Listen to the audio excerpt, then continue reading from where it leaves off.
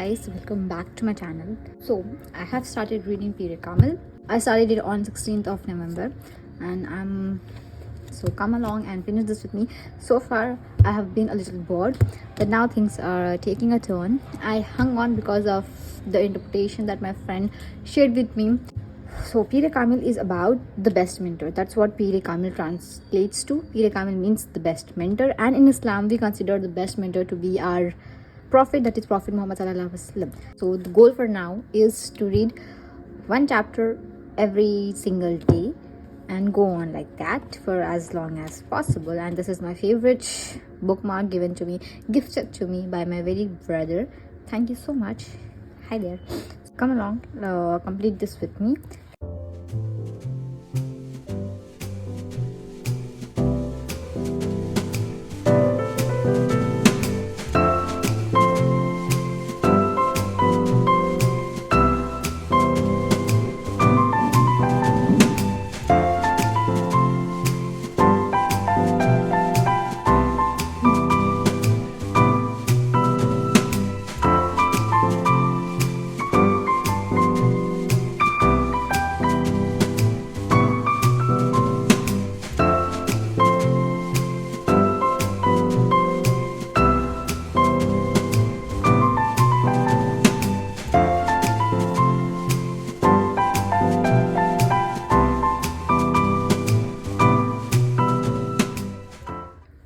So here we are, folks. I have finally completed reading Peer-e-Kamil and I believe it's overhyped. It's a book so hyped that you had think it came with a guarantee to solve all your life's problems. But I'm going to talk about something which I don't like. I didn't like this book, so to speak. Firstly, let's start with, do I recommend this book? Well, yes, only if you are a teenager. Okay, this book works as an introductory crash course on faith, patience and good values, but it's no masterpiece. Everyone's saying it's such a literary masterpiece, the best Urdu fiction ever. I don't believe it's far from masterpiece. Maybe when it was published, which was in 2005 or 4, at that time I think it might have been the best book. It might have been a masterpiece, but now I don't believe so. For adults like me who have read deeper works of fiction and philosophy, I have read books on Islam, I have read books on philosophy, and Peer-e-Kamil feels like someone just handed you a glass of Ruabza when you were really craving a kava. Peer-e-Kamil falls towards the very other side of the spectrum of masterpiece. The most annoying part which I felt was the 150 plus IQ. It was mentioned in the book like 150 times. Like, don't know why. He literally didn't do. Salar Sikandar literally didn't do a single thing that would justify that he has a 150 plus IQ. Just getting top A's in the class, being the topper, getting into Yale University and UNICEF, etc. I don't think that really classifies as being a 150 plus IQ human being. His real life, his monologue or his thought processes, which are clearly given in more than half of the book, doesn't suggest or doesn't imply that he has 150 plus IQ. I'm a very firm believer of show, don't tell, and this book keeps on telling that Salar is a 150 plus IQ human being but doesn't show how. Let's start with the plot. Okay, the story revolves around Imama, a girl from a sect that denies the finality of prophethood, and Salar, a guy who is bad and thinks being bad is cool. Attempting to unalive himself is a cool thing he does for his fun and adventure. The setup was crazy. It would be a mind-blowing novel if things would have panned out very great, but they weren't. Instead, it's like someone handed me a soap opera script and said, here, read this in the name of character development. I don't think that was character development. Firstly, I don't like fiction. Okay. Secondly, I don't like fiction where main story is a love story. It can be a part of the story, but I don't like it as a primary story. So those two things has already strike down this book. -1000 aura right there. But I kept reading. How I got into this book was very interesting. I was ordering something on Amazon and I found this in my wish list and I was like, let's just order it, and I placed the order. And later my friend said that she warned me that I'm not going to be liking this book. She knows me. She said that I'm not going to like this book very much, but I was like, how bad could it be? If everyone is praising it, let's give it a try. And I read it, and after reading a few chapters, I called my friend. I was like, I am really not liking this book. And she said me what the main focus of this book was. Until that point, I didn't even know that this translates to being The Perfect Mentor. I love reading a book without reading the descriptions. I just get into the book while I just don't want any synopsis, I don't want any summary, I don't want any blurb. I was like, I just need the genre of the book, and I dived deep into it. So I started reading, and she explained me the main plot of the book, the main focus of the book, which is the Peer-e-Kamil, which is about Prophet Muhammad sallallahu alaihi wasallam. Me, only for that very reason, I kept reading this book, or else I would have given it a long time ago. And it took me a while to read this book.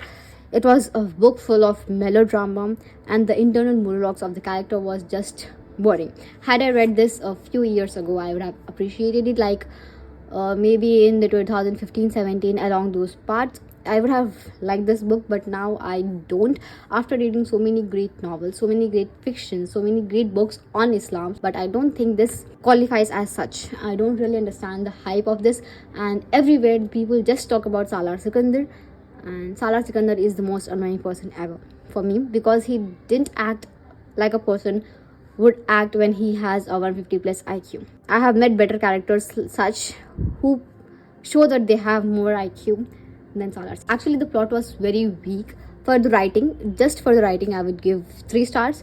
It was pretty predictable, not even 3 stars. I would give 2 stars. The 2 stars for writing. The story is pretty predictable. You can pick up any Pakistani drama or anything, and the same thing would happen. Rich guy, rich spoiled guy, changing himself for a poor girl, not a poor girl, but changing for a girl, and getting back to life, blah blah blah. I don't really enjoy that kind of literature. I have seen the reviews on the internet, and people call this book to be the ultimate love story ever. I will give the credit where it's due. The religious undertones are strong and meaningful. I really liked the lectures of Dr. Sabdar. I really liked his lectures, but it's also sprinkled with a generous dose of unrealistic expectations. Like, what can we expect from a fiction novel?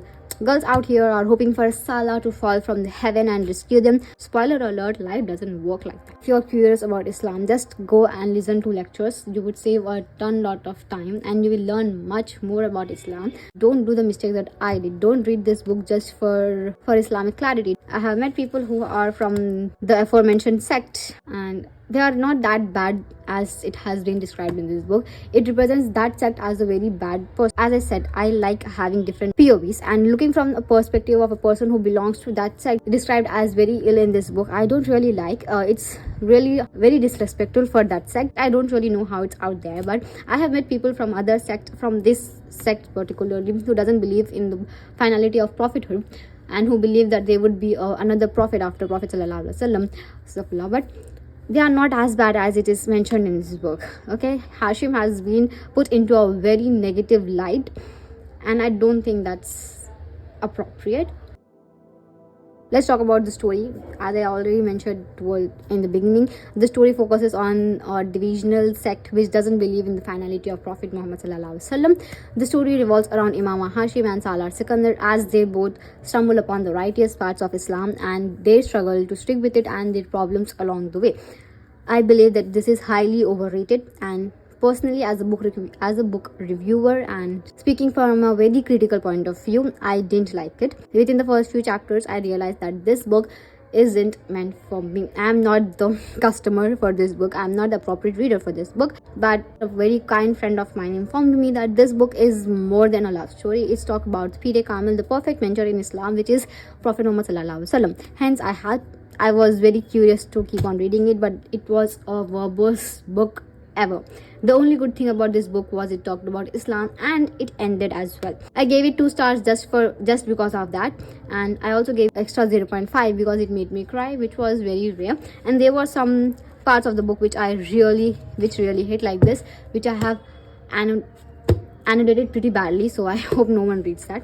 So just for that, I am giving it 0.5, because a book making me cry was a very rare thing. Last time I remember only 2 books which made me cry, which was The Kite Runner by Khalid Hosseini and The Little Prince. Finally, I only recommend this book for teenagers primarily, or people who loves reading love stories. They don't really care about plot, they don't really care about writing style, they don't really take care about how this book affects them emotionally or makes them think.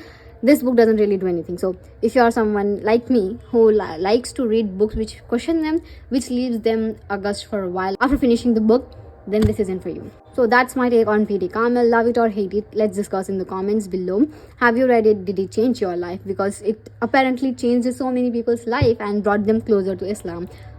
I don't know how. I would really love to know how this book brought you closer to Islam. And don't forget to like, subscribe, and maybe share your least favorite hype book in the comments below. And also some more if you have. For me, I don't think I'm going to read the next sequel of this book, which is Abe Hayat. I'm already bored of this book. The main focus of the book is Islam, so without that I don't think this book really has a character.